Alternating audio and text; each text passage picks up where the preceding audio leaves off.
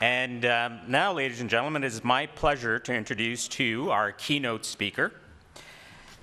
For over 30 years, Jim Clemmer's practical leadership approaches have been inspiring action and achieving results. His keynote presentations and workshop retreats, 7 best-selling books, his blog, columns, and newsletters have helped hundreds of thousands of people worldwide. Jim is a popular columnist and a regular guest on radio and television programs. He's listed in the world's top 30 most influential leadership gurus based on research with 22,000 global businesses, people, consultants, academics, and MBAs. Among his many achievements, he's especially proud of tripling the size of his forehead. I unfortunately do not have a measuring tape by which to determine the truth in that, but I'll take his word for it.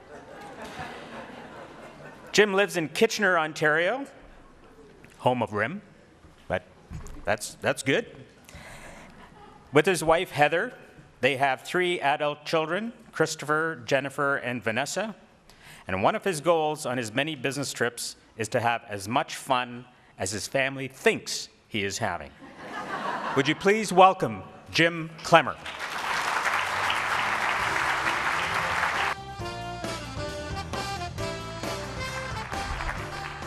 Thank you. Here in Niagara Falls, we can come pretty close to having lots of fun. It's a great spot to be. Well, I love your theme, navigating change. It is an area near and dear to my heart. I've spent a lot of time writing, speaking, talking about dealing with change. And where it really came home to me personally was quite a number of years ago. I was in a meeting with a group of colleagues, and I don't remember much else about the meeting, but I remember this little exchange we had where I caught myself saying, well, once we get through this crazy period and things settle down again. You ever catch yourself saying anything like that? Yeah, once we get this new structure in place, the new people are hired, or the new computer system is, whatever it might be, and things settle down again. Do they ever settle down? No, exactly.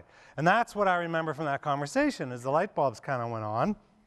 And I said to my colleagues, you know, I think what I've got to get my head around, or we've got to get our head around, is that this crazy period is life, is normal. And navigating change is part of what is part of the life journey, the life challenge. And so it wasn't too much longer after that that I came across a comment from Warren Bennis. Sorry, I need to get my slide up and active here. But Warren Bennis has long been an author and a researcher and a writer in the field of leadership and change.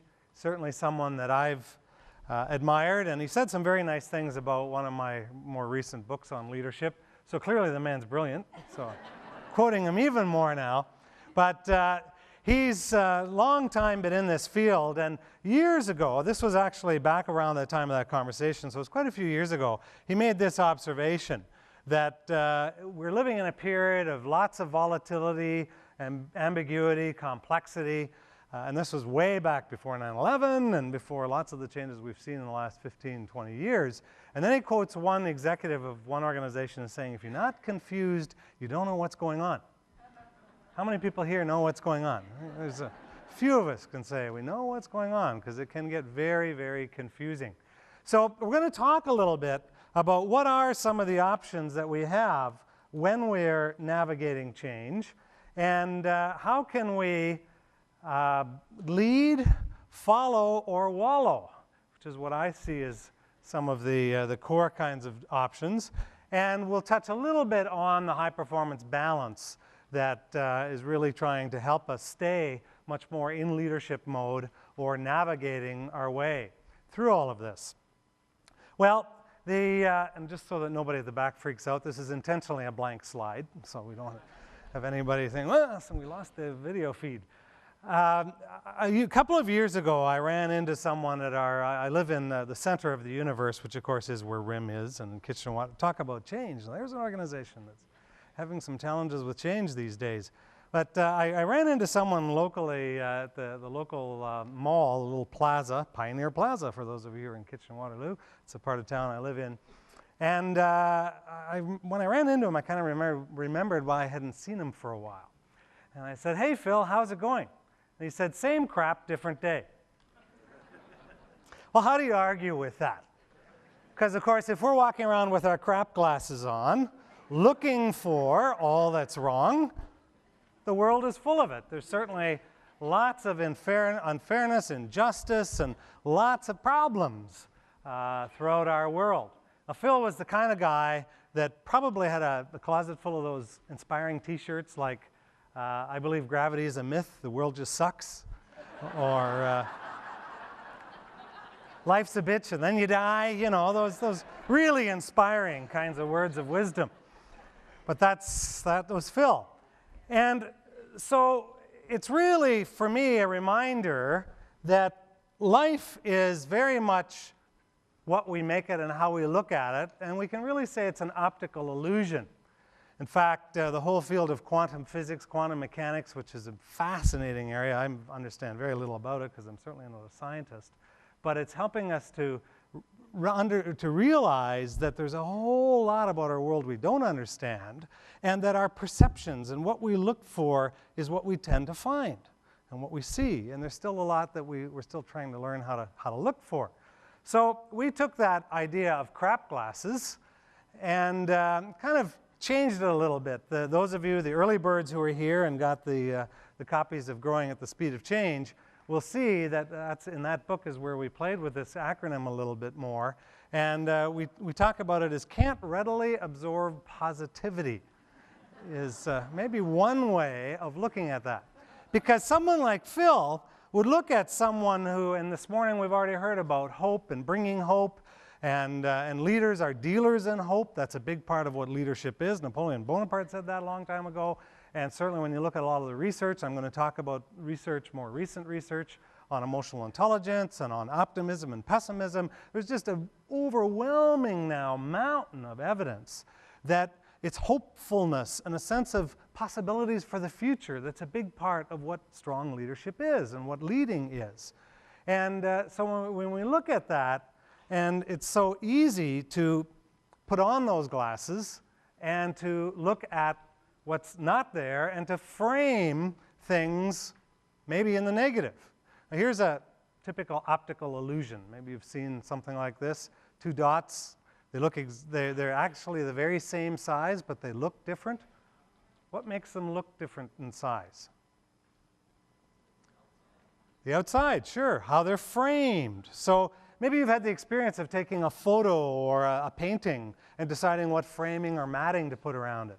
And you can completely change the feeling and the mood of that painting or of that photo by the coloring, by the size of the frame and the matting and so forth.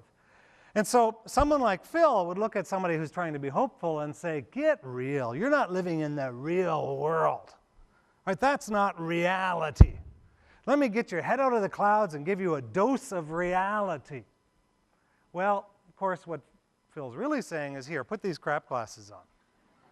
And this is how you ought to look at the world. Well, that's a choice. Do I want to put those on or not? Now, we're not advocating by any means that we sort of whistle a happy tune and pretend things are fine and paper over problems. And certainly you're in the kind of business where you're dealing with lots of tough issues. It's not about not facing those issues. In fact, a metaphor I love to use, because it's so Canadian, is the idea of moose on the table.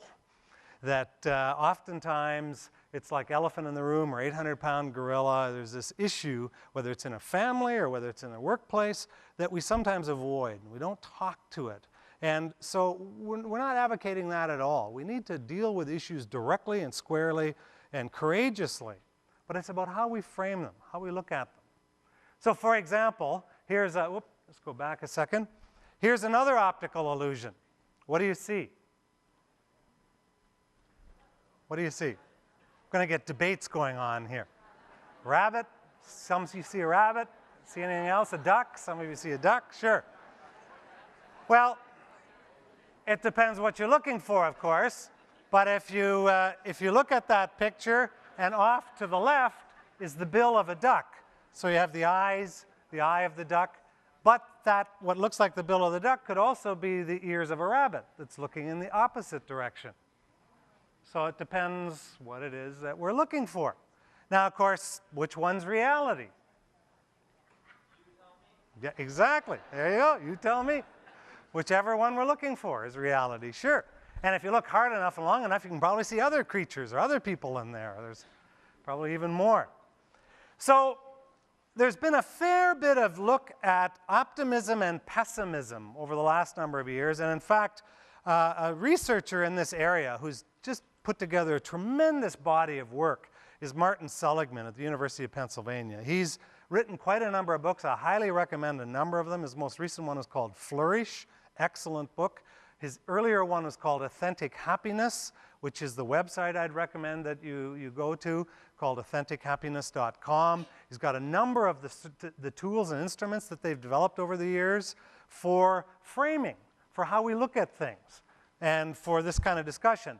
Now, he has been really specialized in optimism and pessimism, and in fact, his real area of specialty for years was depression, and helping people deal with depression and how we help deal with that very difficult mental issue. And this is not from his work, but it parallels so much of what he and his colleagues have found. So here is from the American Heritage Dictionary. What is pessimism? Well, it's stressing the negative. It's believing that we're living in the worst of all possible worlds, and that the world ultimately tends toward evil, and that evil ultimately outweighs the good in life. Pretty bleak. That's the dark side. So let's look at optimism. Let's look at the other side, the Force, if you're a Star Wars fan. So it's the tendency to look at the most hopeful aspect of the situation, the belief that this is the best of all possible worlds, and that good will ultimately triumph over evil. Now, here's the trick question again. Which one is reality? Which is real? Which is reality? Choose, right? They both are, sure. We make them our reality depending on what it is that we focus on.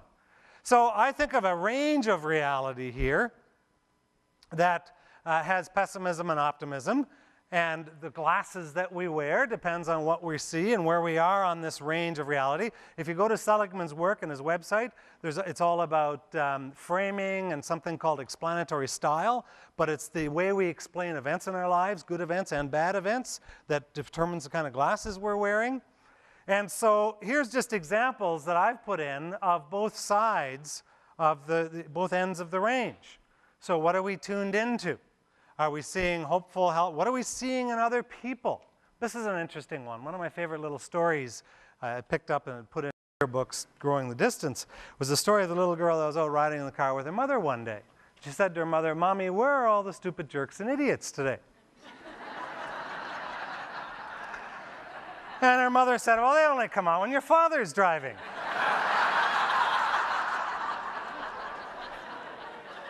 So what is it that we're looking for? What do we see? Because, of course, that's what we create.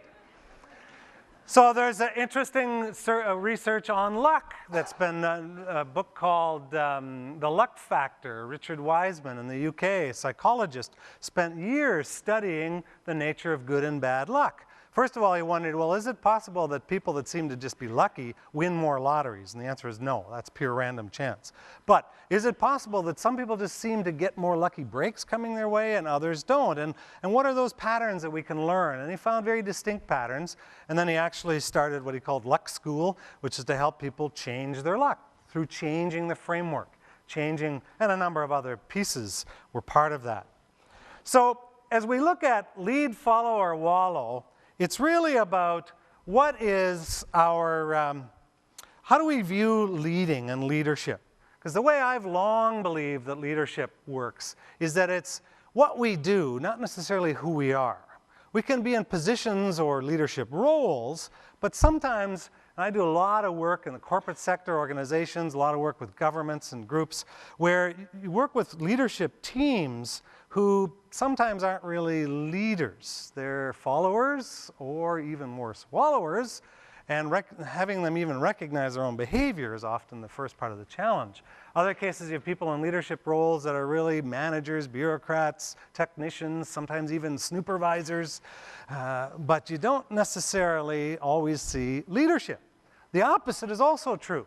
where you have people who aren't in formal roles of leadership who are outstanding leaders, who make things happen, who live by this kind of philosophy that if it is to be, it's up to me.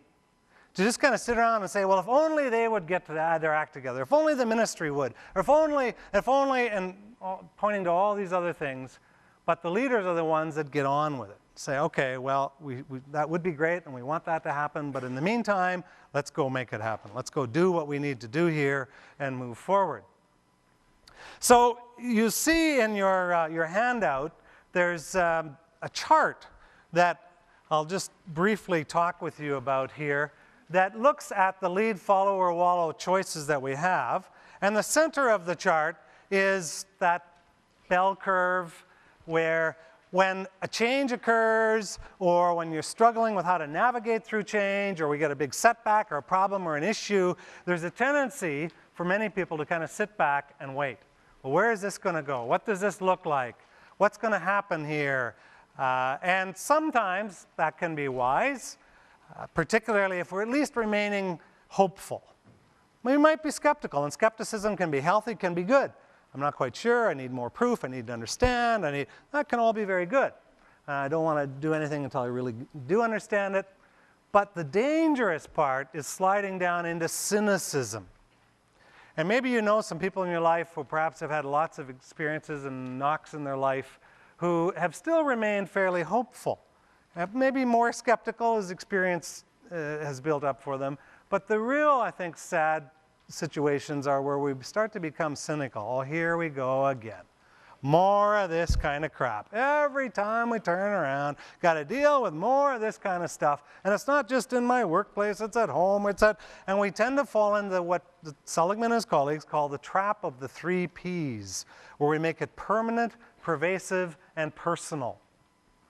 Or if we're not careful, we pee ourselves. See, in our family, that would be called a dad joke. Now, my wife Heather is actually here today with me, so she can be the dad joke police, but she can tell you that dad jokes are something everybody avoids. And we have, all of our kids are in their 20s now, and one night when they were all home over having dinner, Chris, our oldest, I cracked what I thought was a pretty funny joke, and he said, "Dad, that is so lame." He said, "That's so pathetic." He said, "I hope you don't use any of that humor with any of your audiences." And he went on to say, "I'm really worried about our future if you do." That's when he was still on the payroll going to university. Well, now he's on his own. He doesn't worry about that as much anymore. But, and our daughters will kick their boyfriends under the table if they laugh at any of my dad jokes. But I used that peeing yourself joke with one group a while ago, and someone in the group said, "Oh, that reminds me, on the weekend our grandson Tyler was over. He's 4 years old. He was staying upstairs in a room all by himself. He came running down in the morning. He said, 'Grandpa, somebody peed in my bed.'" Well, who do you think that was? I think it was Grandpa the trickster that went up there and peed in poor little Tyler's bed. Well, of course, the challenge is that with kids, one of the things of being a kid and being immature is not accepting responsibility. When we hit adulthood, then we really need to take sometimes deeper looks in the mirror and say, are we really taking the leadership role here? So are we really looking at what could be a difficult situation or a difficult change that we're faced with and trying to figure out how can we be more hopeful? How can we maybe capitalize on that change and use it in an effective way? And not the old lemons in the lemonade idea. Now that can be a real stretch and a real challenge many times for us to do that. But the real danger is sliding down into the slippery slope of wallowing. And there's all kinds of signs of wallowing. One is, well, they are out to get us. There's lots of conspiracy going on when we're here in wallowing territory. I just know they were up till 2 o'clock last night trying to figure out how to make our lives miserable. So in your world, who's the usual suspects? When you hear they talk, who's they? The government? No, of course not, never. But occasionally you might hear that, yeah. Who else is they? Any other sorry? CRA could be they, okay. So, any other theys? the banks, big business. Sure, there's all these groups that we can look at, and sometimes, of course, there are challenges there, there are conflicts there, but it's all about how we frame and look at things.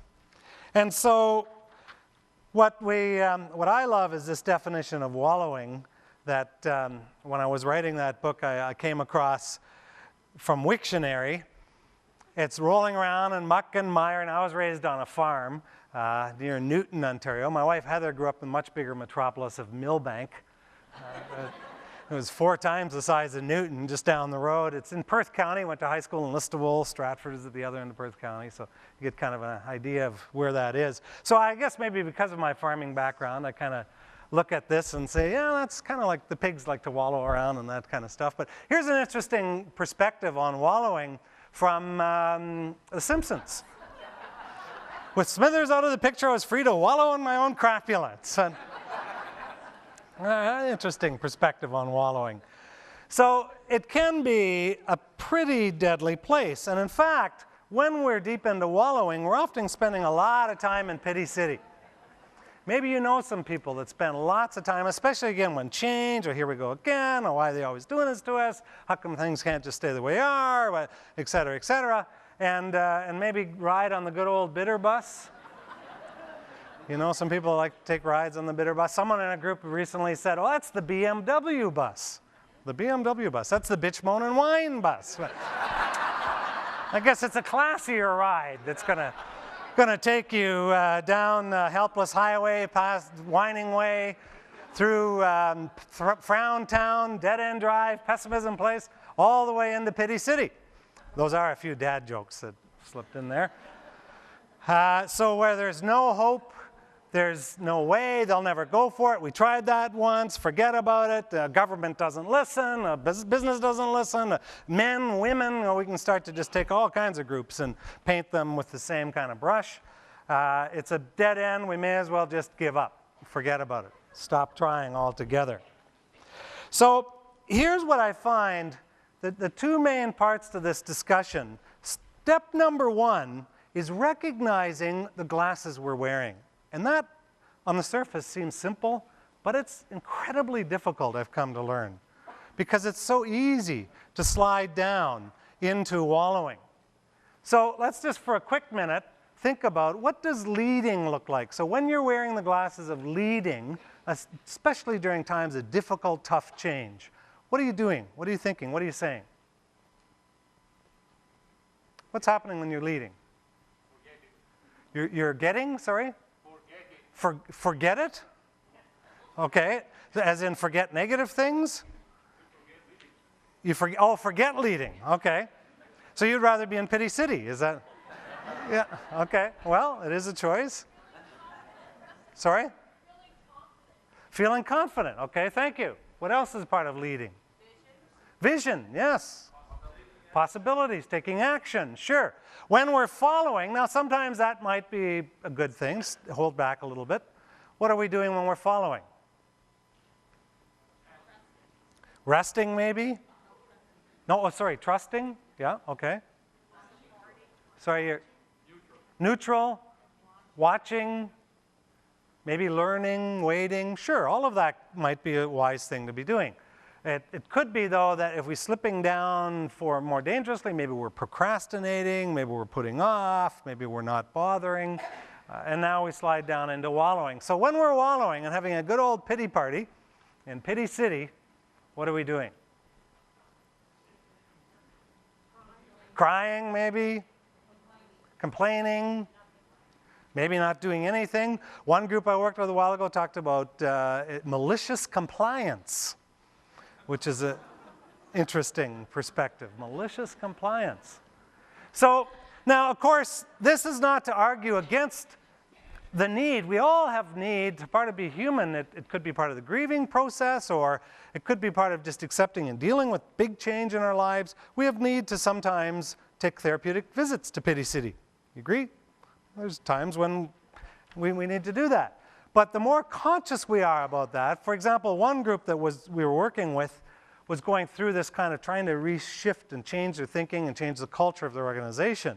And so they started initially with a little fine pot system, that when anybody made a statement of hopelessness, helplessness, don't bother, forget about wallowing sort of thing, you had to put a toonie in the fine pot. And then they used that as a little coffee fund at the end of the month. But then they began to realize, we do need to do a little bit of therapeutic visits to Pity City. So someone would raise a hand and say, permission to visit Pity City.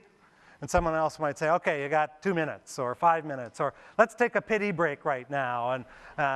Or someone came out with a $10 bill and put it in, so I want to buy 10 bucks worth. And really let loose. So we have need to do that, but the more conscious and aware we are of, okay, well, now we're done with that, so maybe we'll take 10 minutes now, we'll do a little pity break, and then we'll get back into leading mode. Because that's not going to take us anywhere positive. In fact, again, if you get into a lot of this research, it takes us to some very negative places, both with our health and obviously with our happiness and our effectiveness. So it's all about how we look at things. And to illustrate that, I want to take a look at a short little video here that is called Lost Generation. I'm just going to get myself set up here to look at this, but I want to explain the video then just before I hit play.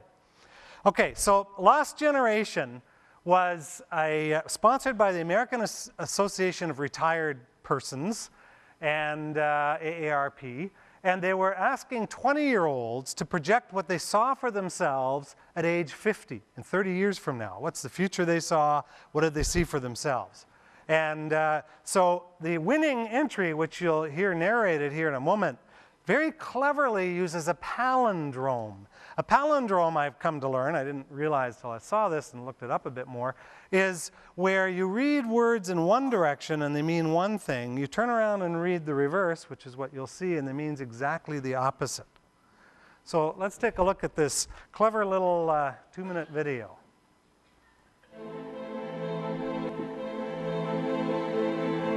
I am part of a lost generation, and I refuse to believe that I can change the world. I realize this may be a shock, but happiness comes from within is a lie.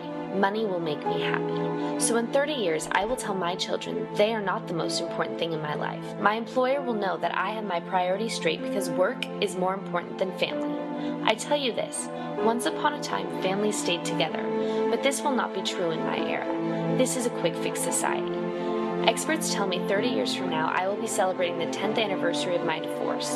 I do not concede that I will live in a country of my own making. In the future, environmental destruction will be the norm. No longer can it be said that my peers and I care about this earth. It will be evident that my generation is apathetic and lethargic. It is foolish to presume that there is hope. And this will all be true unless we reverse it. There is hope. It is foolish to presume that my generation is apathetic and lethargic. It will be evident that my peers and I care about this earth. No longer can it be said that environmental destruction will be the norm. In the future, I will live in a country of my own making. I do not concede that 30 years from now I will be celebrating the 10th anniversary of my divorce. Experts tell me this is a quick fix society, but this will not be true in my era. Families stayed together once upon a time. I tell you this, family is more important than work. I have my priorities straight because my employer will know that they are not the most important thing in my life. So in 30 years, I will tell my children money will make me happy is a lie. Happiness comes from within. I realize this may be a shock, but I can change the world, and I refuse to believe I am part of a lost generation. Isn't that powerful? Yeah.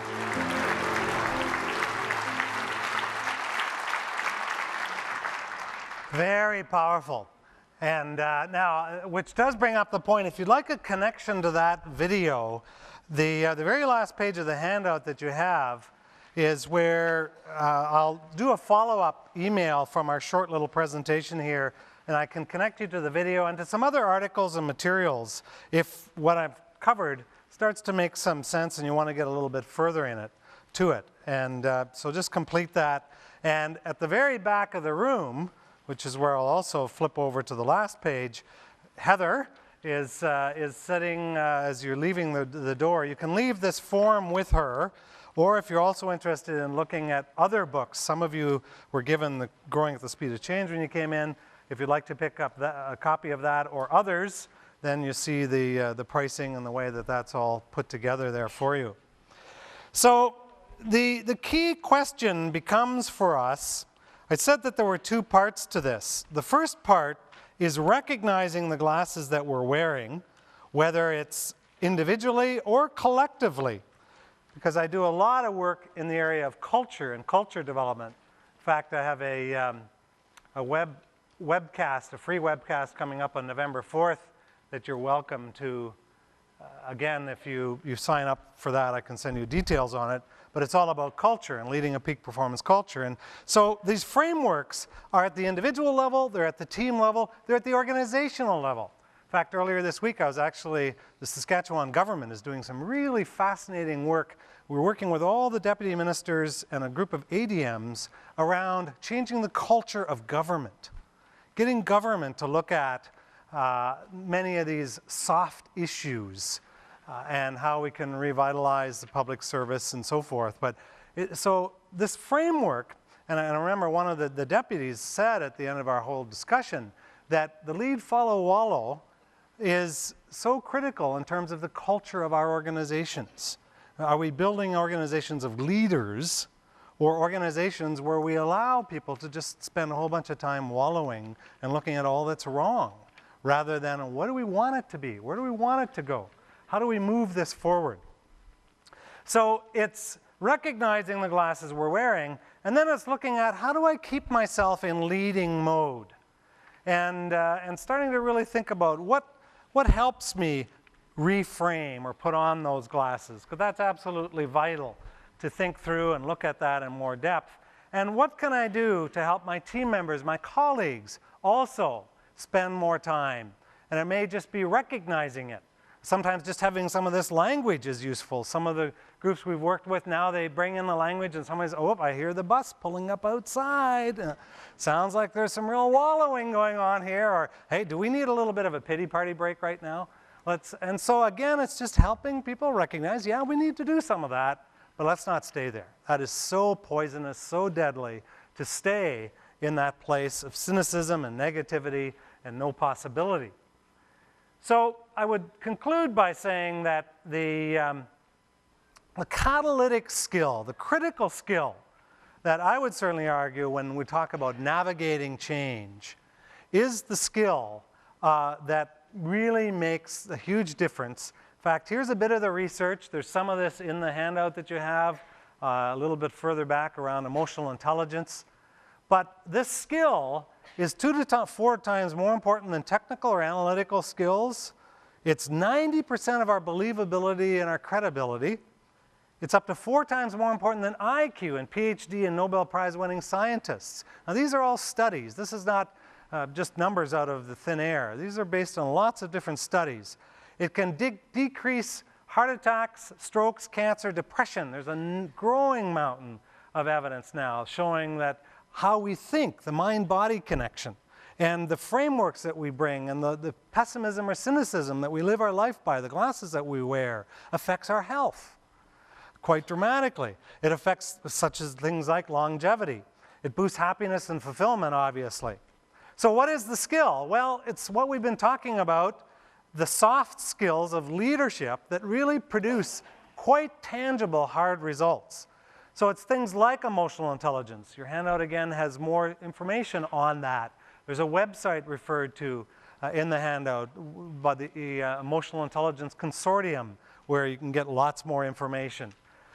And optimism is one of Seligman's earlier books was called Learned Optimism.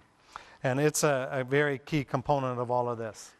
So it's really, to summarize some of this, it's our attitude or the framework or the glasses that we put on more than our aptitude. Because a lot of the research on emotional intelligence, for example, has very clearly shown that very bright people oftentimes really struggle in life. Nobel Prize winning scientists, one study was showing, we thought, you would think, well, now there's an area where brilliance wins the day. And actually, their average IQ was slightly lower than most of their peer group. but their emotional intelligence was up to 3 or 4 times higher than most of their peer group. And you can see some of the definition of emotional intelligence in your handout.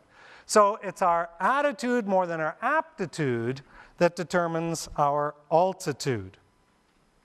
So you can see Heather, I'll be at the back as well, happy to sign books for you, or the ones that you have picked up. Complete that form if you'd like to get more information on today, or some of what I've touched on today. And where I'm going to summarize, or wrap up here, is, I blanked that out, just again, so that they won't worry about it at the back. I would wrap up with a story from years ago where we had all gone out to a Chinese food restaurant. And at the end of the evening, we had our fortune cookies, and everybody opening theirs and comparing fortunes. And one cookie had a piece of paper that was blank. There was nothing in it. Well, of course, you can imagine some of the fun, and what does that mean? Oh, no fortune for you, no future, and all the ribbing and so on. And I got thinking about that because I happened to be working on Growing the Distance book at that point, and it just fit so well with what I was looking for. So I got thinking about a story and kind of wrote a story about a wise old sage that was having a dinner party one evening. And at the end of the party, everybody was very honored to be there and felt very, very lucky to be part of this small group at dinner. And at the end of the party, he went around and he made a great ceremony of placing in front of everybody a personalized fortune cookie. And so everyone was really excited. Wow, this is a real bonus. We're getting some wisdom from the sage here. We're getting what's our, and he said as he did this, your future is in here. So, wow, this is really cool. And now we'll flip back to the slide. When everybody opened their cookie, it was blank. Well, of course, they didn't want to appear ungracious and unthankful for this, and kind of was looking at each other and thought, oh, what does this mean? Oh, is your blank? Yeah, mine's blank too. And he just kind of let it go for a bit, and then finally said, they are all blank because our future is a blank piece of paper waiting for us to write, depending on whether we are going to lead, follow, or wallow. Thank you very much.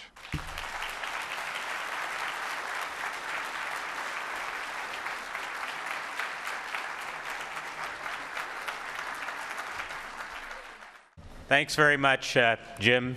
Proof that not only a great forehead, but a ton of knowledge and inspiration behind it as well.